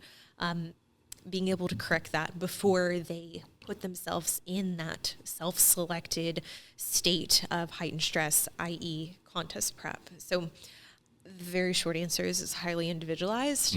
Some people will lose it way too early on. I would say I have very moderate resilience, and that's kind of the term I use to describe whether someone can tolerate contest prep or to what degree they can. I've ovulated through a prep, and there have been times in nursing school where I was not ovulating. Like my body was like, get it together. Like this is too much stress. So I think there's something to be said about understanding and really applying more of like a hormetic concept of like exposing yourself to what you can tolerate, developing that skill of exposing yourself to that stress, but not overshooting it to the point where it's a detriment. Okay. But I don't know, does that? Yeah. Is there like a duration that you think is a window like, hey, it happens, your cycle, or you can stop ovulating, but is there a point where he's like, how we cycle, anabolics, is there a similar situation with that? Where like, hey, you haven't had a period where ovulating 6 months, we might want to change some things up in regards if you wanted to stay fertile, because that's one thing I want to talk to you a little bit about is fertility protocol. It's how to maintain fertility in the moment, or at least not compromise yourself long term. I think that's a really good segue into that. So what I would say is the more missed cycles that you have, I would say those are little like X's that we can like kind of keep track of your record. And in the case where someone is trying to qualify for the Olympia and they're like, I'm going to probably miss 9 to 12 cycles this year. It's like, at what cost? And are you planning to have a family here in the near future? Like, are you going to be trying in the next 1 to 2 years? And is that realistic given what you're going to put yourself through now? Mm-hmm. Yeah. And that's a conversation that I have with guys too, that are considering testosterone. Especially guys that are, mid 20s to mid 30s. I'll ask them, are you considering trying to conceive in the next 6 to 12 months? And if so, maybe testosterone therapy is not the best bet for you. Maybe you want to try some other over-the-counter test boosters, or potentially Clomid or HCG, which might be a little smarter so you're not, shutting down sperm production. Myself, I do want to have a family. I do not. I have 2 children. They're bulldogs, and so for me, in my previous relationship, we decided it was time to start a family. My sperm count was low, and so I did come off TRT completely. I don't know if it's totally necessary to discontinue, but in my case, I just did. And basically, I ran a protocol that a lot of bodybuilders do. I kind of looked at Dave Palumbo's, what was the guy? Boston Lloyd had one that guy's extreme as hell, but his fertility protocol wasn't bad. Basically what it was HCG, HMG, glutathione, and some other things. But my sperm count came back great. If you don't mind me asking, was it 0? Was it under like 15? I can't remember. It wasn't 0. So, okay. So it wasn't like there was still a little bit, but not a lot. Yeah. Yeah, it was low. But at that time we were considering IVF, and you only need one, technically. Yeah. And the beauty of IVF is you can choose the sex, which is amazing. I mean, I'm the last Karstetter in my family, last male. So I'm like, I want a boy and a girl, but I want to get the boy first. Yeah. Because I want to make sure that I got somebody to carry on the name, right? But I got my sperm count up. That relationship didn't pan out, unfortunately. And I had just had my sperm frozen. And then I got back on my TRT. But I feel like the body's pretty resilient. But anything you can do to support that, for me, I don't take HCG necessarily regularly. I'll do it for testicular health, maybe once a week, but I'm not taking a lot.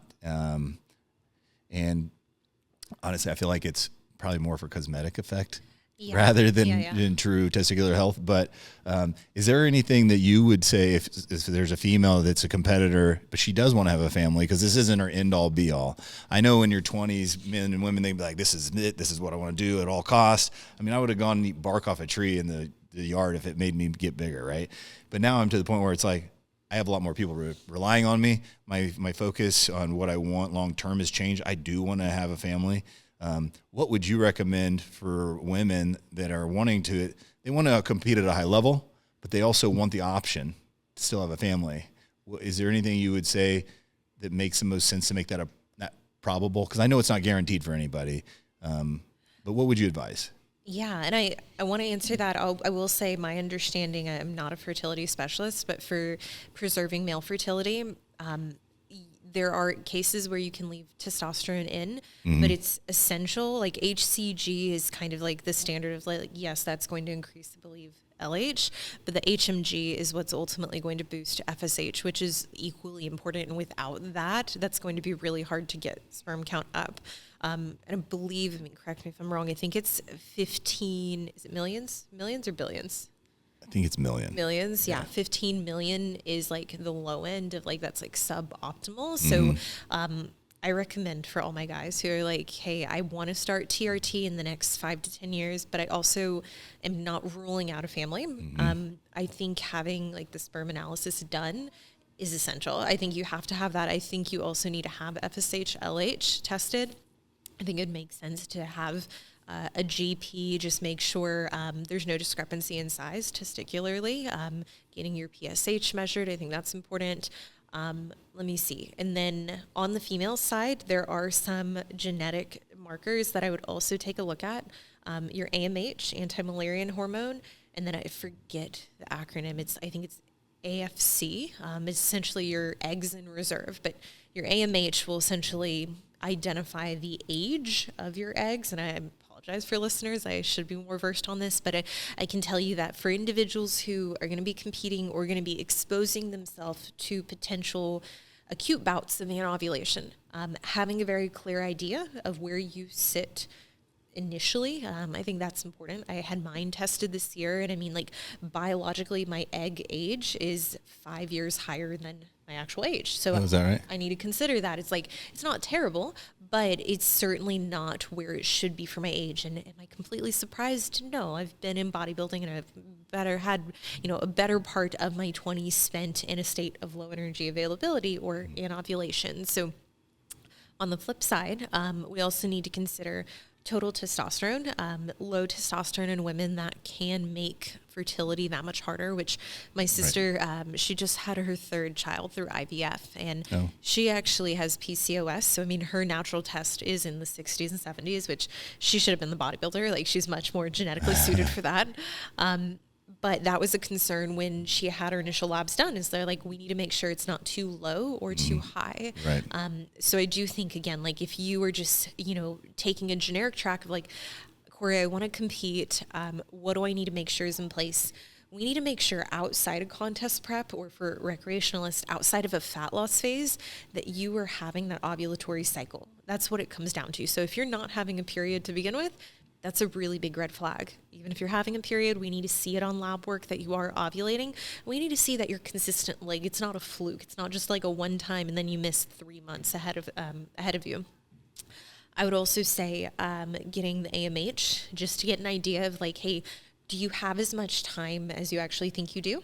I think that would be wise. But I mean, like, from the male side of things, I mean, I'm sure we've both heard of individuals who have been on full blast and they have conceived, and it's like amazing. Should we assume that that's going to be the case for everyone? No. Is it necessary to go cold turkey? I don't know if I have the knowledge to really say like you have to do that. Yeah. But my understanding is Clomid, HCG, HMG are like the trifecta. Right. And if you have low test, it might actually be beneficial to have some test in place just so that you're not too low. Right. Yeah. I mean, because you come off completely. I mean, my testosterone was in the teens. That's not a fun place to live. You're a suboptimal woman. Oh my God, it was awful. I mean, I packed on body fat. I still trained. I still got the job done, but I felt terrible. And the HCG, that fertility protocol brought it up. I think it brought me up to like 365, which, okay, you can live there. It's not where I want to be, but that was the truth of the matter. But when it comes to TRT and fertility for men, generally when you're taking testosterone, it'll suppress natural production. It'll suppress sperm production. With females, it's not the same. Obviously, you're not producing sperm. Actually, when we went to the IVF clinic, they put my former partner on testosterone. So I think sometimes people think, oh, testosterone's bad for fertility. Generally for men, yes. Not always for women, and it definitely matters where you're falling out on your blood work. It's funny, you're talking about the bodybuilder, like bodybuilders getting pregnant in contest prep, and I've looked into that a lot. Brett Wilkin and Ivana, when they were on the podcast, we talked about that. And this is my theory. And it is backed by a small bit of research, but I can't cite it because I don't remember. But it's when you're running just if TRT or one thing or just a base level cycle, it's when they drop the hammer and really blast is when apparently that triggers a short window of sperm production, and it makes you a lot more fertile at that for that short period of time. I don't know what that is. I feel like it's like a few weeks to a month, something like that. But all the guys I talk to, and I know a ton of bodybuilders, and they're like, yeah, man, I got my girlfriend, I got my wife pregnant. I was taking this, and this. It's like, I can't believe it. Because a lot of the people think, well, it's almost contraceptive for men. And it can be, I think. I mean, for me, it suppresses me hard. Some guys, it doesn't seem to affect. I think it is dose dependent, but it also is how your genetics, how you tolerate it. You know, some guys take something and they get all the side effects. Some guys take things and they're super responders and it's just all benefits, right? But I definitely think it's dose dependent. I think it's based off genetics. And I do think there's something there that when you drop the hammer, so to speak, getting ready to go into contest, because, 8 weeks, 6 weeks out, protocols change. Guys are usually getting a little more deeper into their cycles. It's amazing that how many guys say that that's when I got their significant other pregnant. And it also seems like they're all having girls. Interesting. Yeah. And I mean, to that point, I would even say just having a very clear idea where your other systems are. So kidneys, liver, heart.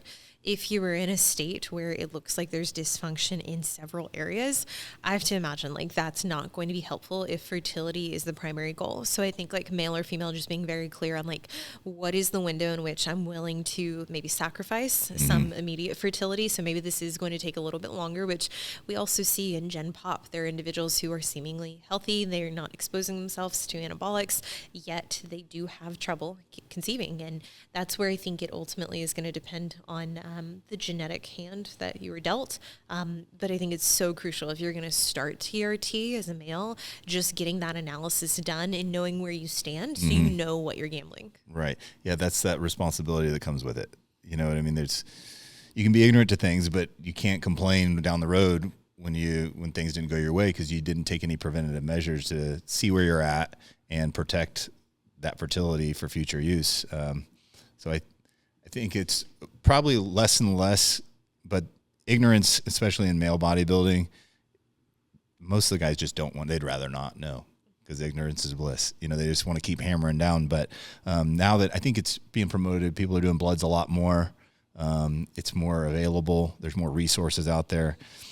So I think it's really important. I think if you're going to take it to a level of supplementation, you should be doing it under good direction and good management. But at a minimum, if you're doing your own, you got to get your labs done at least a few times a year.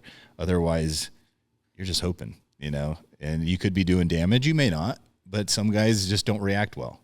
And just taking a shot of testosterone, that's the easiest part of it.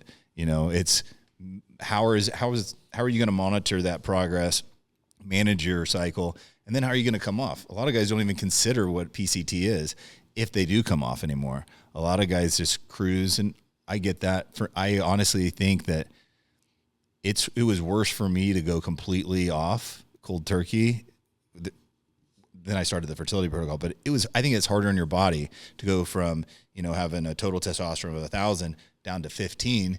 I think that's going to raise more havoc than keeping a lower dose in. So in the future, if I were to try and bring my sperm count back up, I don't think I would completely come off.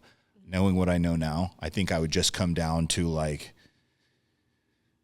maybe 150 megs a week. Yeah, 100 megs, and just see see how that works. And then if the sperm count wasn't coming up, then I would back it off. But I think that it's difficult.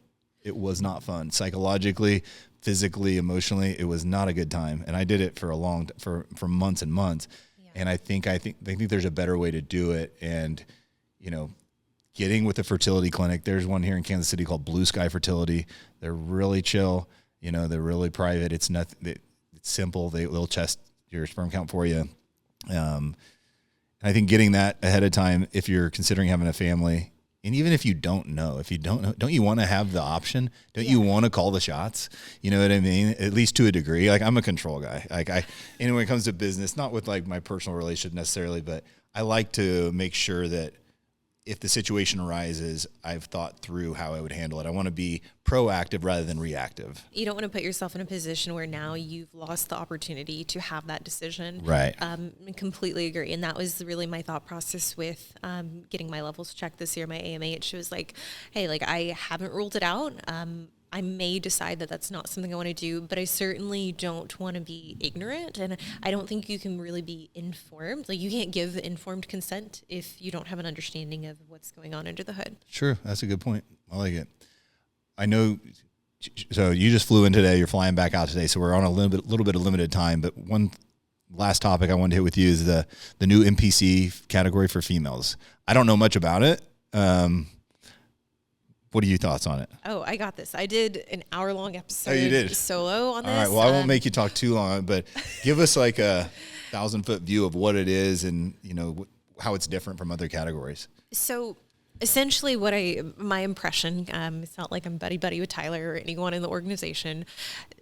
What they've come out and said is that they want to create a division that essentially is original OG bikini. So when I started competing in 2014, 2015, the look was Ashley K. It was Ashley K at a very reasonable body fat percentage. And this isn't disparaging. It's just, it is not the same body fat percentage or muscularity that she has to the current standard, which she is a top level bikini Olympian. She is one of the few who's evolved alongside the sport and the needs of the division.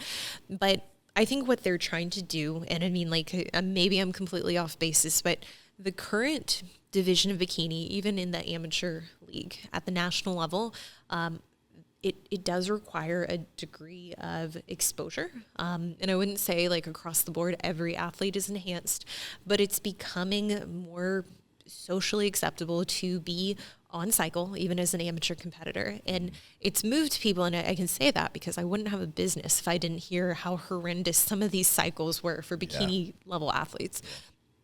But the reality is, like, that makes it incredibly hard as a coach, because I have girls come to me and they're like, I want to do a bikini show.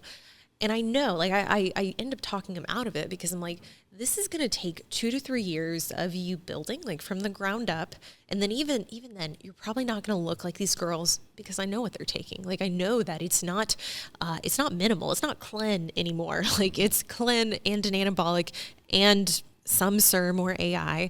And realistically, it's like, I don't want someone to have to expose themselves to drugs if they don't even know if they like the contest prep. I mean, like, that's the ironic part, is like, bikini didn't really gain a lot of respect until the recent years, only because the divisions evolved to something that resembles somewhat like a hint of the other divisions. Like the conditioning, the density at the top level is like, all right, this isn't just a total. Harder and harder and harder, right? Exactly. Yeah. So I think what they're trying to do is make it to where it is more accessible to someone who, let's say, is fit, you know, maybe more of that fitness influencer look, but they're not necessarily wanting to put them in a position where they have to use drugs to be competitive, which they would never come out and say this. So I'm very much speculating here. Like, take it with a grain of salt. What I love about it, though, is they're also putting constraints on the suits, which I don't know if you know how much, like, bikini suits are. Like $1,000 for it to be bedazzled. Like, it's insane. And like, I do think that I mean, like, makes it to where you have suit companies that are very profit driven, and like, they can charge your basic entry level suit. They can put the price tag at $1,000, $1,200. So now you have this mom who is like getting into her 40s, who's wanting to just essentially decide, like, hey, I love fitness. I want to take it to the next level. And she's coming to me like, Cory, I want to compete. And I'm like, okay, so you got to get a posing coach. That's $300 a month. You got to get a suit. That's $1,200. You got to do hair and makeup. That's the whole thing. And I can tell her this, but like, I probably wouldn't tell her this, is like, you're not going to look like these girls because they're going to use drugs. And I don't think you should, because I think you're doing this more in like a recreational fashion, which is how you should do it. You should do it for you and for fun. And yes, to be competitive and to win, but realistically, you shouldn't take drugs your first show to do a bikini show. So that's a good way to handle it too. Cause a lot of people they just want, here it is, standard protocol for everybody, go as hard as possible. And that's not true for a lot of people. I mean, honestly, men and women, there's a small percentage that have a real future, right? And what are you willing to jeopardize? You know, at that point, you know, your risk, benefit, reward, or whatever, you need to consider that for sure. But I don't think a lot of these folks is just to get on stage, you know, and have that. It's a goal. It's not a career. So consider that when you're considering what you're going to do to your body. I mean, it's an individual decision, but be realistic with where you're going to go with this. And I think another point is that when people get into the sport, this is the first time that they've had this magnitude of positive affirmation and reinforcement. Yeah. And it very much does elevate you amongst your peers. And I don't necessarily mean amongst bodybuilders, but amongst their social sphere where they're like, I'm a competitor now. I got to get the Wolfpack backpack. I got to get the patch. And it's like, okay, cool. But for most of us, we're not making money from competing. Yeah. Like someone asked me about the prize money and I'm like, no, that's a joke. Like it's like realistically, even at the highest level, like you're barely covering some of your prep cost, like let alone like any real magnitude of like an income. And that's okay. That is a testament even more so to like, I do this not to make money for it. It's because I enjoy the process. I enjoy looking peeled inside out and like making people be like, oh, that's gross. Why are you that lean? That's fun. But I don't think that's everyone's aspiration. I think a lot of people have that dream where they're like, I'm going to get a sponsorship and then I'm going to have someone, you know, take care of all these shows. And it's like, maybe, but you also are going to have to give up a lot to do that. And like, I don't think a lot of people really understand that when it's their first time or understand the aftermath post show. So I definitely feel for men because I feel like the point of entry for the male divisions is men's physique, which is hilarious. Like that's just an insanely developed division in itself. So it's like the minimum buy-in is extensive drug use. And that's what a lot of the coaches are pushing. They're just pro card mills where they're just putting guys on crazy cycles who've been in the gym a few years. And no, I'm hopeful that the new division, like they're putting in parameters so that you can't like. Is it natural? They're not saying that, but what's it called? The Fit Model Fit division. Model. Okay. So I think kind of like the WBFF, you know how they had the two bikini divisions? They had like athletic and beach or something like that, right? Yeah. I think I'm messing that up. No, WFF, like I've competed in that. I got my pro card in WFF. I think the females is a little more competitive than the men. There are some badass dudes in the WFF, but they're generally, you're seeing them at, I think, Worlds, right? My buddy AJ Ellison, he was the world's champ for like 3 years running. Michael Laserte, he was the world champ. He's a member at my Liberty location. Some of the guys are super legit, but it's not near as stacked as the NPC for guys. Now, women, it's pretty competitive. I think it's different because they're wearing costumes. You know what I'm saying? Like girls come out in full-on headsresses and angel wings and shit. You know what I mean? It's like, it's kind of fun to watch. It is. And I feel like they almost emulated a similar idea with like Lauren Simpson, I think at one point was like the top of the not Hattie Boydell division, whatever division was not Hattie. I forget. It was just a little softer, not as muscular. Okay. Lauren Simpson has a very great physique, but it's a very like fitness model-esque, like not necessarily like diced and like super, super lean or overly developed. Okay. My hope is that with the NPC, with the Fit Model division, it generates income so that the shows are better, so that they can award better prize money, so that they can put money towards better experiences for the athlete. I would like to think that until we see how it's judged, because it does seem like they're trying to be really strict with like in the bikini division, the criteria very much says like no striations, like no visible tie-ins. Now they want the full diamond, like you have to see a tie-in or you're like fourth call out. So frankly, I mean, like, I think that's the way it's evolved. I hope we don't lose sight of this. There will still be people who take drugs in the Fit Model division. And I mean, like, with the prevalence of like, you know, social media and drugs being pushed, a lot of my clients who are enhanced have been like, hey, can I do this instead? It's an easier division. I think I can turn pro. And it's not my place to like judge and be like, oh, you should work harder. Like, I don't have an ego about like, you need to work a certain, I don't know, you need to put forth a certain amount of effort to be considered a bodybuilder. I think if they're, you know, aspiring to be great and that is what greatness is to them, by all means, I think it's going to be an opportunity to allow more people into the sport who can do so without necessarily relying on enhancements. And it's certainly a place as a coach where I can point my natural athletes to, which I see that being like a really big benefit to coaches. Okay. Yeah. We have a ton of natural athletes here in the gym. And so a lot of them are talking about it. So if I understand it correctly, it's basically what the bikini division was initially, right? Yeah. Okay. I like it. Cool. Cory, so if people want to get some more information from you, how do they reach you? Like, what's your Instagram handle? What's a good point of accessing what you offer? Yeah, thank you, Matt. Thank you so much. This has been great. All of my handles are Cory, CORY_FIT. I have my own podcast on YouTube, Spotify, Apple Podcasts. The name is Self-Selecting.